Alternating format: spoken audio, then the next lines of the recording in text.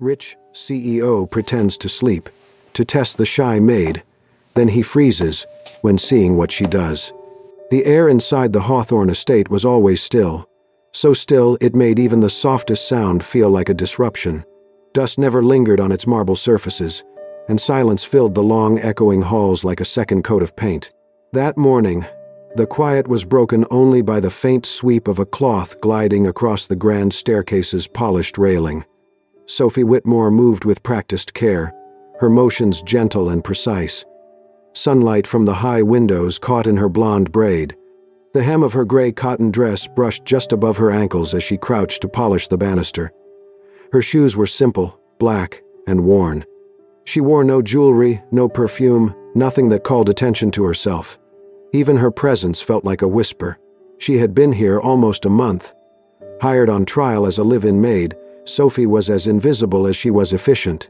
She worked before the others woke, cleaned rooms no one entered anymore, and kept to herself during staff breaks. She didn't speak unless spoken to, didn't complain about heavy loads, and never once asked for help. But what struck everyone, especially those who'd worked at the estate for years, was that she never accepted tips. Not from Harold, the elderly chauffeur known to slip a $5 bill into new hands. Not from Margaret, the head housekeeper who admired Sophie's quiet diligence and once tucked cash into a stack of folded linens. Each time, Sophie's answer was the same. A soft, grateful smile and a quiet, "Thank you, but I can't take this." It might have seemed admirable to most, but to Liam Hawthorne, it was a red flag. Behind sleek black doors on the top floor, in a room lined with models and city blueprints, Liam stood in front of a large screen split into 4 live feeds, security cameras covering the estate's main rooms. His eyes were fixed on one. Sophie in the dining room, wiping the table as sunlight pooled across the floor like syrup. "She doesn't take tips," Liam said flatly. Beside him, Daniel, his longtime assistant, looked up from his tablet. "No, I saw that too. She's been solid, quiet. No complaints from anyone." Liam didn't respond right away. He leaned closer to the screen, watching her adjust the silver centerpiece and pause to straighten a chair that was already perfectly aligned. Her movements weren't rushed. She cared about things no one else noticed. "That's what bothers me," Liam said. Daniel raised a brow. "That she's good at her job?" "That she's too good," Liam replied. "Too perfect, too careful." He turned toward the window overlooking the garden. "When I was a kid," he said quietly, "we had a maid who felt like family. She made me cocoa when I was sick, read to me. Then one day she emptied the safe and disappeared." Daniel stayed silent. He'd heard fragments of this story before. Liam continued, "My father said it was a lesson. Don't trust people who seem too humble. The ones who smile the easiest lie the best." Daniel glanced back at the screen. Sophie was now collecting her cloths, as precise as ever. "Maybe she's just decent," he offered. Liam's jaw tightened. "Or maybe she's patient, playing the long game." He turned back to the screen, expression unreadable. "It's not enough that she won't take money. I want to see what she does when she thinks no one's watching. Not when it's easy to be good, but when it's not." Daniel frowned. "You're going to test her?" Liam nodded. "She's lasted a month," he said. "Let's see what happens when kindness isn't convenient." And for the first time since Sophie Whitmore arrived, Liam Hawthorne felt something foreign: uncertainty. The living room of the Hawthorne estate was dressed in quiet elegance, high ceilings, floor-length curtains swaying gently with the afternoon breeze, and warm sunlight casting gold across the parquet floors. Everything had been arranged carefully that day, more carefully than usual. On the large oak coffee table lay a leather wallet, a Patek Philippe watch, and a neat stack of $100 bills, loosely held by a gold money clip. The setup looked casual, almost accidental, but it wasn't.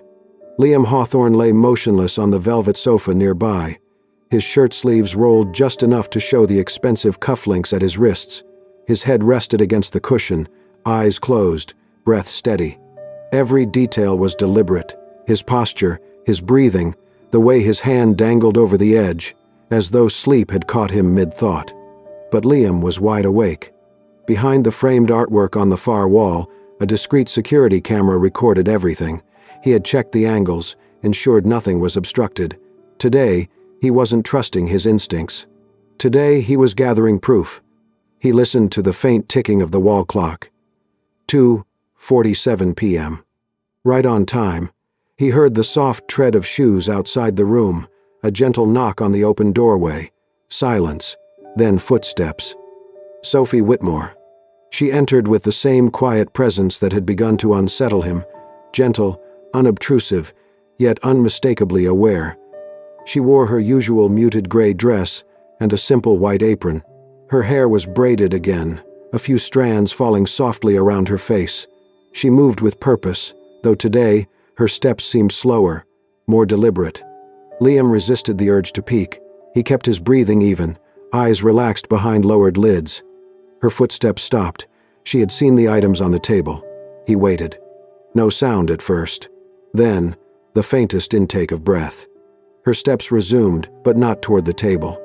She moved behind the sofa, dusting the baseboard, then crossed to the sideboard and adjusted a vase of lilies. She worked methodically, carefully, ignoring the obvious temptation inches from the man who appeared asleep. Still, Liam could feel it, her gaze. She had seen the money. She had looked. He counted. 1, 2, 3 seconds. Then, another pause. The room felt heavier with each breath he took. Would she reach for it? Would she pocket a bill and pretend nothing happened? Then came the sound of gentle brushing. The cloth in her hand skimmed the table's edge. She moved closer, but not to steal. She was cleaning. He felt the faint shift of air as she passed him, careful not to disturb his sleep.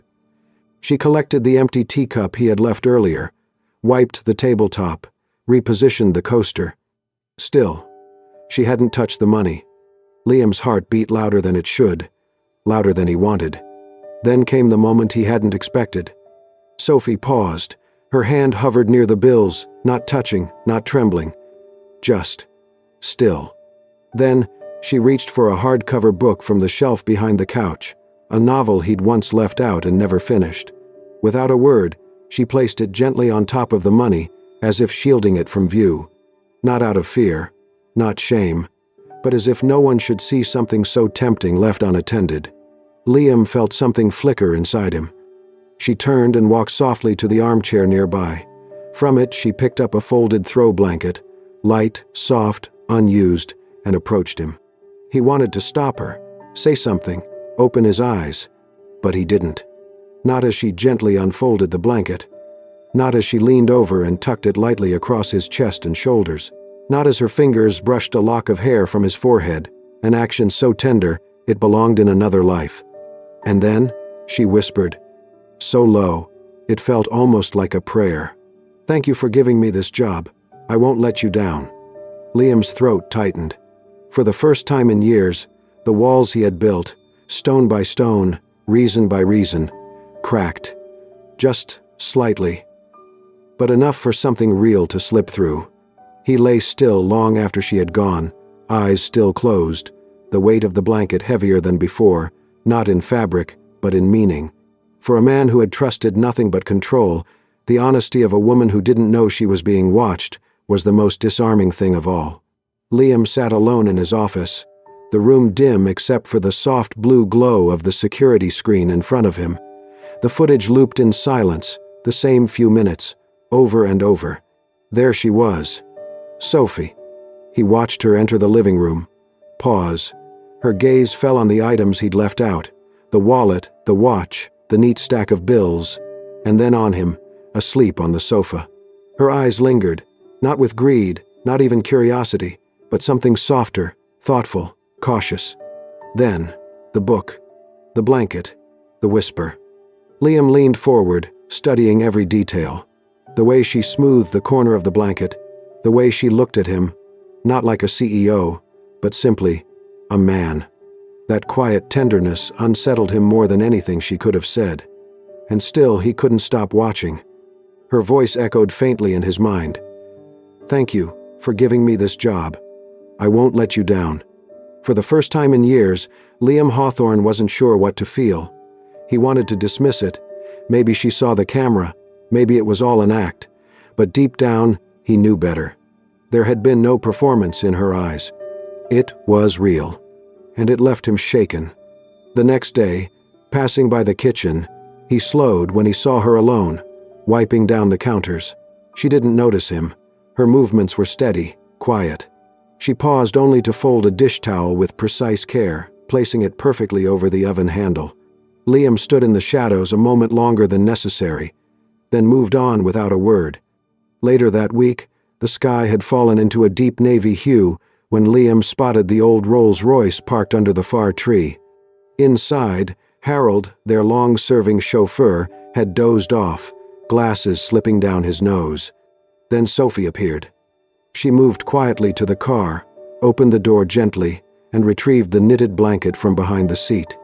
With practiced care, she tucked it over Harold's shoulders and adjusted it so it wouldn't fall. Then, silently, she closed the door and walked away. Liam watched from the upstairs window, exhaling softly, the glass fogging under his breath. It wasn't just one gesture. This was who she was. In the days that followed, Liam began to see more. A dusty photograph of his mother, long forgotten, was suddenly clean, its silver frame gleaming. A leaky faucet stopped dripping. A small note in delicate handwriting appeared by the back door. Left extra fruit in the fridge for Mrs. Green. She's been craving peaches. It was signed only with a tiny, hand-drawn flower. No recognition, no announcement. Just quiet acts of care. Then came the night he would remember for a long time. Liam returned late from a business meeting, jacket slung over one arm. As he crossed the hallway toward the garden, he noticed someone sitting on the stone bench just beyond the glass door. Sophie? She was hunched slightly, arms wrapped around herself. Her phone rested in her lap. Even from a distance, he saw her shoulders trembling. He opened the door slightly, enough to hear a muffled sob. Then nothing. She wiped her face with her sleeve, inhaled slowly, and whispered something he couldn't make out. He didn't step outside, didn't interrupt. He just watched, unseen, as she steadied herself and quietly walked back inside. The next morning, Liam woke before sunrise. He entered the kitchen before the staff arrived, brewed tea, and reached into his desk drawer for a plain white envelope. He placed it beneath Sophie's usual teacup on the tray. Inside, a modest sum, enough for what she needed. On the envelope, a single line written in his careful, slanted hand. Do not refuse. It's your salary in advance. He didn't sign it. When Sophie found it later, her fingers trembled. She looked around the quiet kitchen. The tea was still warm. She said nothing, and no one said anything to her. But behind a closed office door, Liam sat with his untouched coffee, staring out at the garden, his thoughts louder than any words could have been. It wasn't the money. It wasn't guilt. It was something else.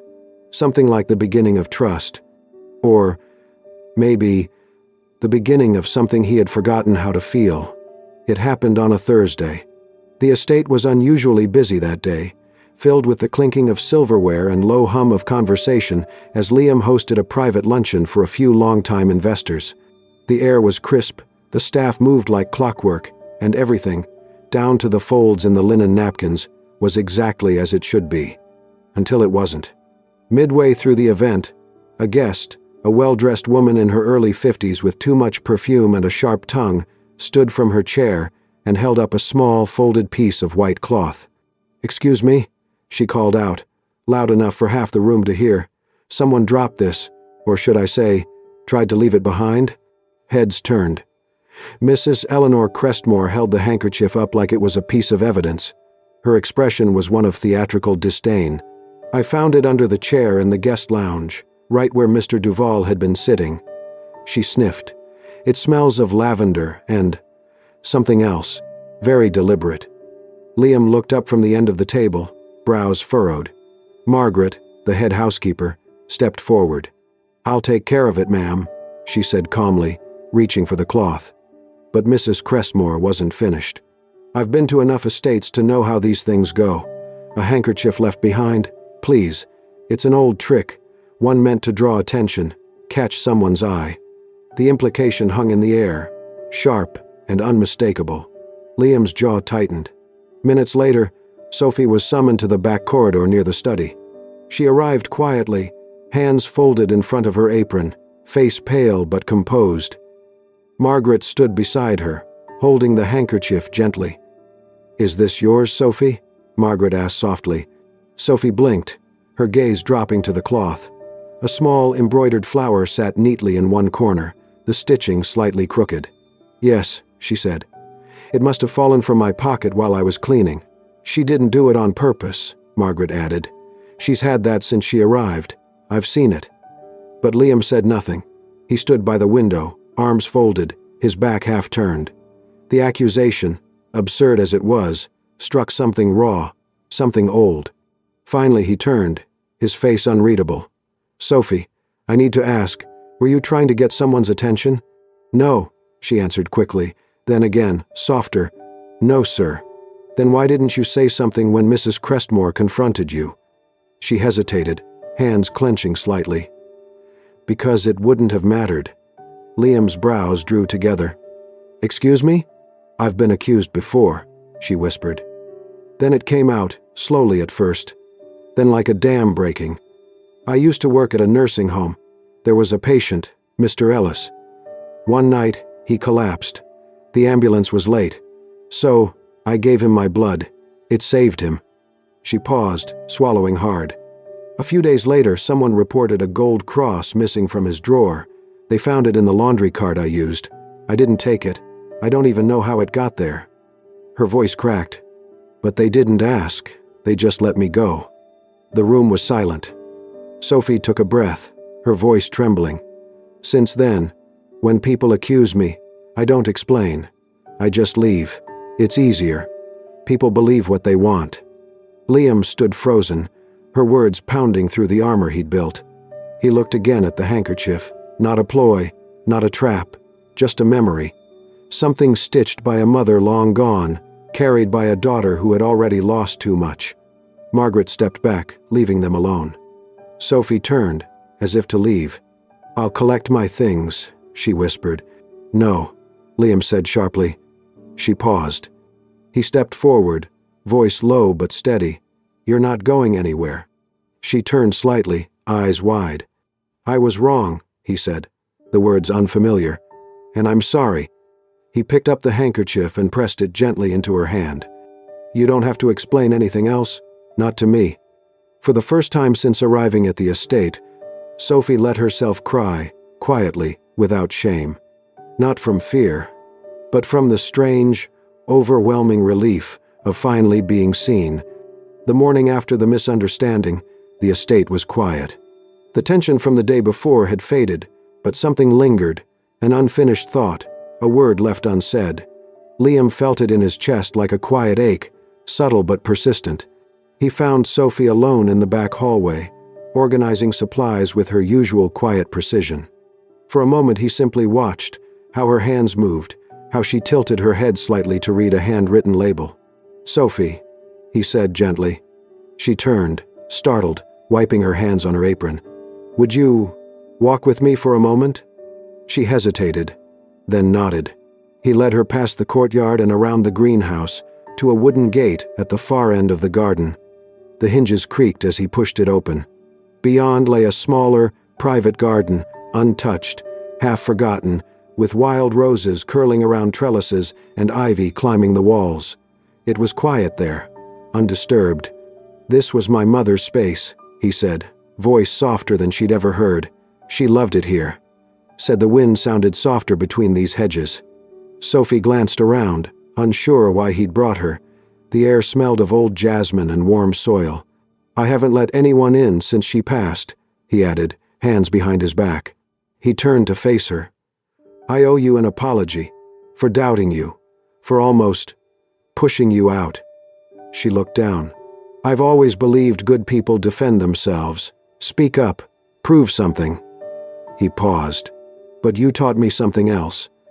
That sometimes the kindest people say the least. Not because they're hiding, but because they've been hurt enough to know silence is safer." Sophie's eyes met his, surprised by the softness in his expression. "This place used to feel like hers," he said. But today, it feels like yours too." For the first time, Liam looked at her, not as a maid, not as staff, but as someone real, someone he could trust. From that day forward, quiet changes took place. Liam began joining the staff briefly for morning tea in the side kitchen, something he'd never done. When he poured himself a cup, he poured one for Sophie too. At first, she refused politely, unsure how to respond, but the next morning, when he waited silently, placing the cup beside hers, she finally sat down. He didn't talk much during those breaks, but his presence softened the room. Sophie noticed how the quiet line between upstairs and downstairs began to blur. One afternoon, Liam called her into the library.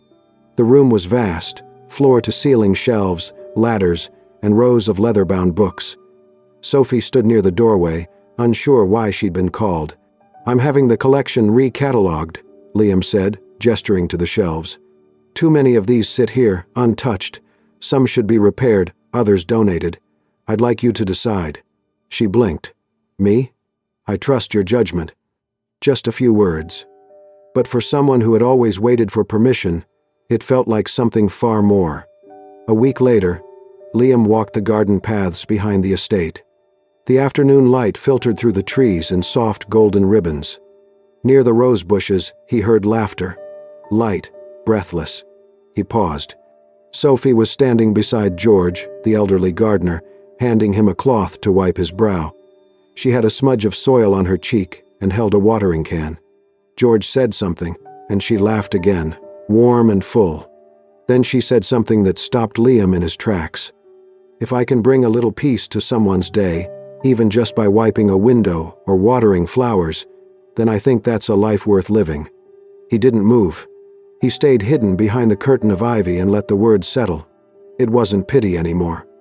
Or admiration. Something had shifted. Liam Hawthorne, who had spent years hiding behind polished walls and glass towers, felt something unfamiliar bloom quietly in his chest. Not guilt, not confusion, but respect. And maybe something dangerously close to love. The rain came suddenly that night, hard and relentless, drumming against the roof of the Hawthorne estate like 1,000 fingers tapping in urgency. Thunder rolled in from the hills, low and rumbling, as wind swept through the garden, bending the trees like paper. Inside the grand house, the lights flickered once, twice, then went out. Liam stood in the hallway, staring at the darkened chandelier. A few seconds later, the backup generator kicked in, but only partially. Security systems and hallway lights returned, yet most of the kitchen wing remained dark. He grabbed a flashlight from the foyer and started walking. As he turned the corner near the kitchen, he caught a flash of movement. Someone by the window. Then he saw her. Sophie. She was pressing a dish towel against a cracked window pane as rain blew in, soaking the counter and her. Her dress clung to her shoulders, braid loosened from the wind. She was shivering. Liam didn't think. He didn't speak. He walked straight to her, shrugged off his jacket, and gently draped it over her shoulders. "Come on," he said quietly. He took her hand, not forcefully, just enough to guide her, down the hallway into the small emergency kitchen near the staff entrance, one of the few places where a soft amber light still glowed. It was warm there, cluttered, narrow, but dry, safe. Sophie stood near the counter, arms crossed under his jacket, head low. Liam poured water into 2 mismatched mugs, more for something to do than thirst. The rain slammed against the glass like it wanted in. He sat on the edge of the bench, watching her from the corner of his eye. They said nothing for a while, and for once, the silence felt right. Then he asked, barely above a whisper, "Why did you stay?" Sophie looked up, surprised. He didn't explain, just looked at her, his gaze steady. "After everything, you could have left." She looked down at her hands. The sleeves of his jacket hung too long. "Because," she whispered, "no one has needed me, like this place does." "And," she added, softer still, "I didn't want to leave while someone who's still hurting is pretending he isn't." Liam's breath caught. She wasn't even looking at him. But her words saw straight through. He blinked slowly, turned away toward the rain outside, blurred, distorted. "I don't know how to be soft with people," he said. "I don't know how to be open." Sophie stepped closer. "You don't have to know," she said. "You just have to feel it." Liam looked at her then, really looked.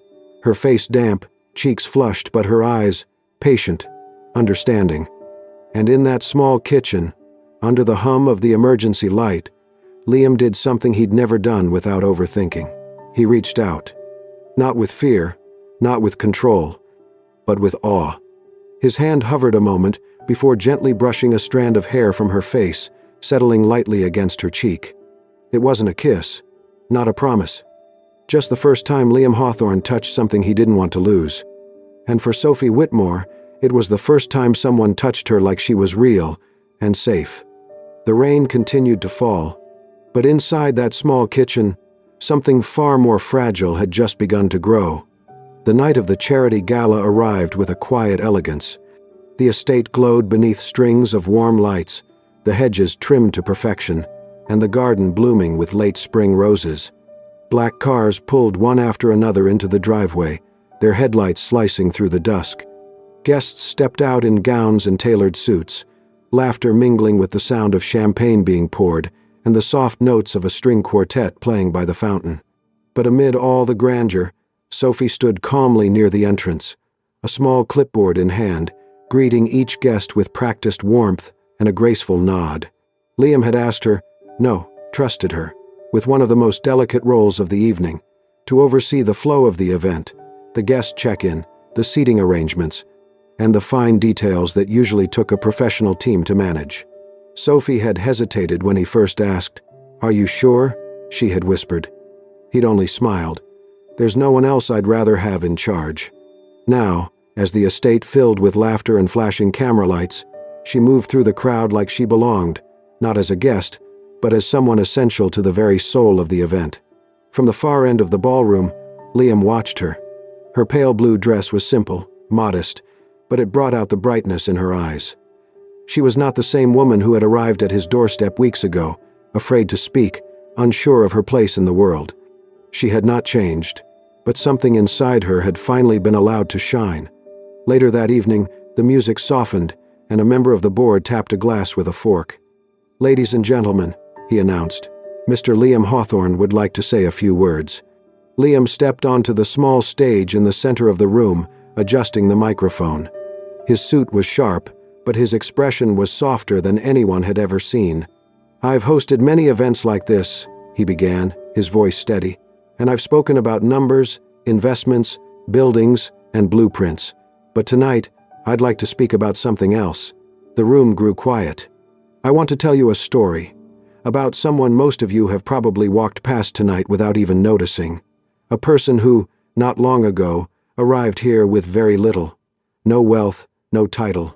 No resume worth bragging about, just quiet hands, and eyes that had seen more than they deserved." He paused. "This person reminded me, through simple, quiet actions, that goodness doesn't announce itself, that the truest kind of strength is found in those who serve without needing recognition." He glanced towards Sophie, who stood frozen near the back of the room, eyes wide. "I won't name her," Liam added, "because she doesn't need her name spoken to matter." There was silence. Then a ripple of soft applause. After stepping off the stage, Liam crossed the room and approached Sophie without a word. In his hand was a small, square velvet box. He handed it to her. Sophie opened it slowly, and her breath caught. Inside was a delicate silver pendant in the shape of a star. The design was intricate, timeless. She had seen it before, on the neck of the woman in the photo that stood in the estate's main hallway. Liam's mother. "My mother used to say," he said softly, "those who keep light in their hearts will always find their way." He met her eyes. "And you've done that, Sophie. Even when no one was looking, even when it would have been easier to stop." Sophie blinked back tears. She couldn't speak, not yet, but the look in her eyes said everything. In that moment, she saw Liam not as the CEO, not as the man who had once doubted her, but as someone who had learned, truly learned, what it meant to trust again. And maybe even love. The letter came folded in plain white, tucked under the morning paper on the kitchen counter. Sophie opened it slowly, her hands trembling slightly. The first line stopped her breath. "Congratulations. You have been awarded a full nursing scholarship through the Hawthorne Health Foundation." She blinked. Once, twice. She had never applied. Her heart raced as she scanned the details. Full tuition, housing, stipend. A program she'd dreamed of but never dared to reach for. At the bottom, in elegant, familiar handwriting, was one final line. "Someone believed in you. Now go become who you were always meant to be." She knew instantly. It was Liam. He never mentioned it, never brought it up, not in passing, not even when she quietly told him over tea the next morning, "I think I'll be leaving soon." He'd simply nodded, a soft smile tugging at the corner of his mouth. "And then," he said, gently but clearly, "if one day you ever want to come back, the house will still be here. So will I." Sophie left the estate 2 weeks later. Her suitcase was small. She didn't own much. But her heart, it was heavier than she expected, and somehow lighter too. She stood at the gate that final morning, eyes misted, turning back for one last look at the place where her life had quietly begun to change. She didn't cry until the car pulled away. 6 months passed. Autumn returned, brushing golden light through the hedges and lining the stone paths with fallen leaves. The garden at the back of the Hawthorne estate was blooming again, this time with lavender. Not planted by staff, but by Liam. He knelt on the soft soil, sleeves rolled, dirt on his hands, trimming each bush with unexpected tenderness. The air smelled like memory, calm, clean, familiar. He didn't hear the gate open behind him, didn't see the figure walking slowly down the path, until he heard her voice. "Still can't keep those lines straight." He looked up. There she was, Sophie. Hair a little longer, eyes the same, a canvas bag slung over one shoulder, and in her hands, a small, wrapped parcel. Liam stood, brushing dirt from his hands, too stunned to speak. "I thought I'd visit the lavender," she said, then smiled. "And the man who planted it." He swallowed hard, eyes never leaving hers. She handed him the parcel. He opened it carefully, lifting the soft white fabric from the box. A handkerchief, brand new, immaculate. Along the corner, stitched in gold thread, Liam and Sophie. He stared at it for a long moment, then looked up, smiling. "So, this time you did mean to leave it behind?" She laughed, eyes misty. "No," she whispered. "This time, I want you to keep it." He stepped closer, not needing to ask anything else. She was here, and that was enough. Later that evening, the kitchen glowed in the soft amber of twilight. Liam stood at the sink, sleeves rolled, washing dishes slowly, deliberately. Sophie sat on the counter, swinging her feet gently, watching him with quiet amusement. "I never thought I'd see the great Liam Hawthorne doing dishes," she teased. He glanced over his shoulder, grinning. "Don't tell anyone. It'll ruin my reputation." They laughed, unforced, natural, like two people who had stopped trying to impress the world and finally learned to just be. Outside, the sun dipped below the trees. Inside, the world felt full.